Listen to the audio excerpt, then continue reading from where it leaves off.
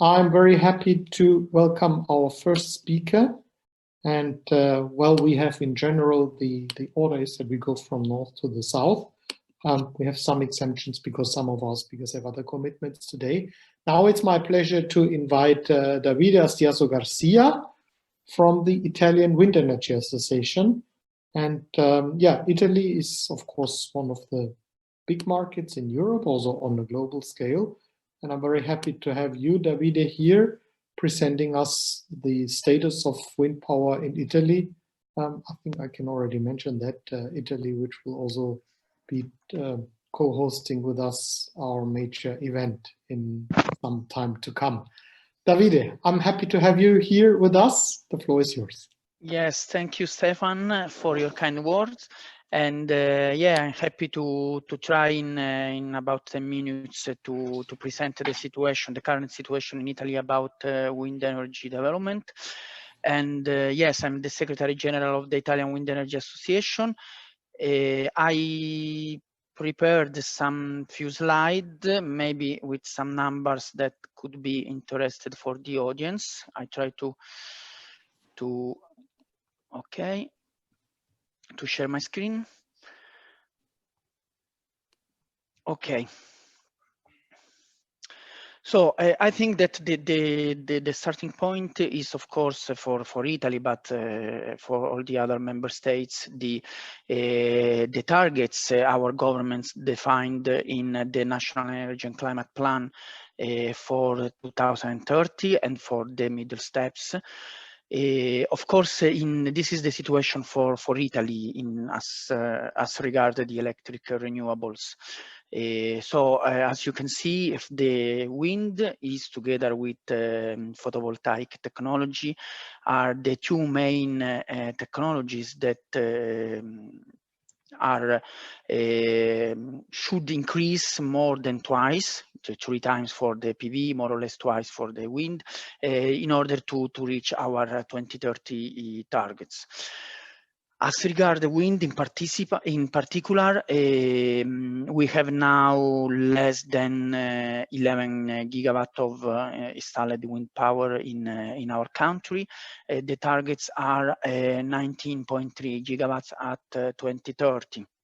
So we have to add more or less 90% of the already installed power. The same or more as regard the electricity, the production from wind. We have now 17 terawatt hours more or less, a little more, and we have to reach 41 terawatt hours in 2030 only from wind powers. So this challenge could be achievable, could be win, of course, in two main considering the two main aspects: the new installations and the lifetime extension and repowering of existing wind farms. That is the key aspect of for our country. The middle step in 2025 is 15 gigawatt in Italy. So we have to remind not only the 2030 targets, but also the other ones in order to start working in the right direction. We have now tenders, auctions. We have multi-technology auction in Italy, wind and PV together. We just finished the fourth procedure of auction. Here are some numbers. Each procedure had an amount of about 500 to 700 megawatt for both technologies. The prices, these are the price of the first auction from the middle. The average values are about 67 euros per megawatt hour in Italy now. The lower one are about 25, 26, and the higher 68 euros per megawatt hour. The situation, the wind won mainly the first auction respect to the PV, because in Italy now there is a problem for this authorization procedures of PV plants in agricultural areas that will not could not allow the possibility of having many PV plants to participate in this auction. Anyway, in the last auction, we have seen that the number of megawatt that joined this auction was decreasing. So we have seen that there are not so many wind plants that already got the authorization and could participate in this auction.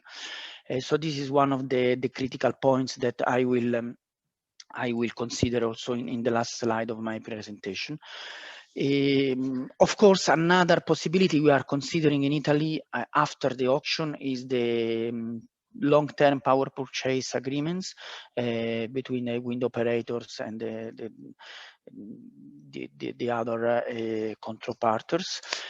So we are working also with energy traders, operators, investors, legal offices, and so on to find the best ways and for obtaining these contracts that are still not so many in Italy, or very few. And we are also in contact with the local and national institutions for underline what are the economic and non-economic barriers for this kind of contracts, and estimating the real cost of a long-term PPA in our country. On the other side, we are working with the Italian Ministry of Economic Development in order to investigate the possibility to have another ministerial decree for new auction after the 2021, the last one that is foreseen in 2020 at the end of 2021. So a possibility that will continue with auction and tenders also for another couple of 3 years. We are asking also for 4 or 5 years in order to give a more extended vision to the operators and to the investors. Of course, in Italy, we did some study, and we can see that we have the wind, the availability of wind source for achieving the National Energy and Climate Plan targets. In this slide, we can see in orange the installed power, and in blue the potential power for each region. So we have we have room for new installations. As regard on the other side, the repowering, the lifetime extension, we can see in this data coming from Wind Europe that we have quite young wind asset in our country, but on the other side, we can see that most of this installed power are near the end of life. So we have to facilitate the authorization procedures for these wind farms. Some data here. We have more or less an average year of 10 years, and is getting older until 21 years in 2030. And the estimated repowering potential in our country in 2030 is around 4 gigawatt. So as you can see, we need both new and repowering from both sides. What are the key challenges for our countries as regard the possibility to achieve these targets? The first one is the permitting procedures, because we have seen that in Italy, the authorization procedures are still too long. We need up to 4 or 5 years to get the authorization, and it's not possible in this situation. It's not possible to keep this delay from the RED II directive that underline that it should take around 1 or 2 years, so more than the double in Italy. And we are working very strictly with our governments in order to facilitate these permitting procedures, and we use also the new decrees that the Italian government emanate for the COVID-19 emergency in the last months. In particular, one decree called Simplification Decree that included some of our amendment we proposed to the government for starting from the first draft of the decree, but other ones has not been accepted by the Italian Parliament. So we are still in touch with them in order to try to put this new amendment in the future decrees or regulatory possibilities. One of the main win we had is the problem of spalma incentivi that did not allow the participation in auction for most of the Italian wind farms, and we solved it with this new decree. But we still have many works to do. Other challenges regards the grid development. Of course, it's unclear for the authorization of grid connection, and also we still have some retroactive change that is not is critical for mainly for investors that could have some doubts to invest in Italy compared to other countries.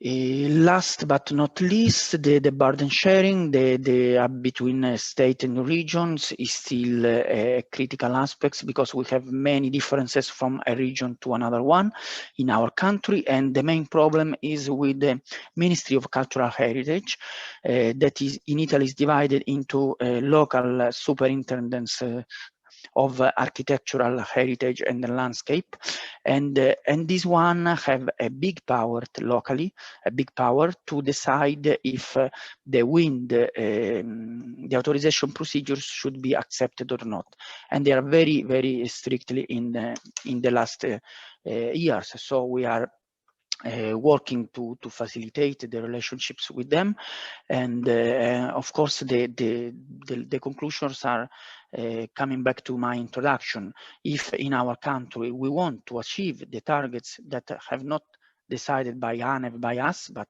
have been decided by the national government in accordance with the European directives I mentioned.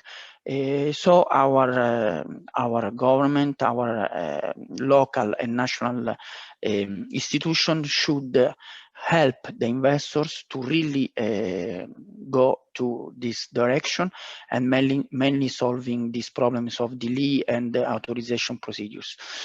Of course, COVID-19 has been an emergency, but has been also an opportunity.